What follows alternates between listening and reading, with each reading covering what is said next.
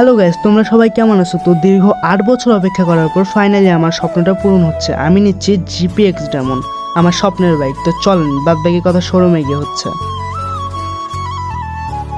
তো ফাইনালি আমরা অনেকটা পথ পাড়ি দিয়ে শেষমেশ শোরুমে চলে আসছি। তো পরে জাস্ট ভিতরে ঢোকার অপেক্ষা ছিল, দেখতে দেখতে ঢুকেও গেলাম।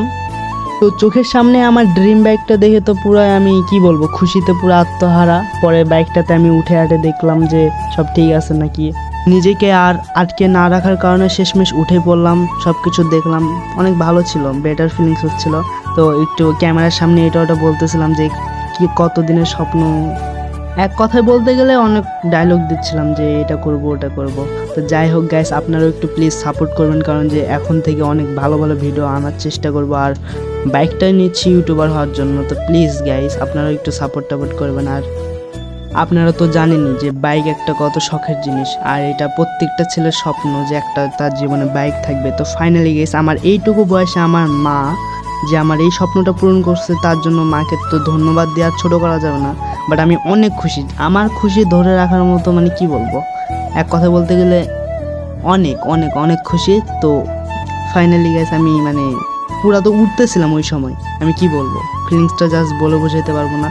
যাই হোক গাইস, পরে সব কিছু লাগাইলো, গাড়ির যে বাদবাকি কাজগুলো ছিল সব কিছু করা শেষ করার পরে, আর আমার বন্ধু ছিল আমাদের সাথে, তো ও এগুলা সম্পর্কে ভালোই আইডিয়া রাখে। তো আমরা নিজেরাই আমাদের গাড়ির ব্যাটারি অ্যাক্সেসরিজগুলো সব ঠিকঠাক করতেছিলাম, সব কিছু চেক করতেছিলাম। আর আমরা তো মনে করেন যে বাইক সম্পর্কে অনেক ভালো বুঝি আর সবই পারি, তো নিজেরাই সব কিছু করে নিচ্ছিলাম। মানে নিজের জিনিস নিজেরা করতে অনেক ভালো লাগতেছিল।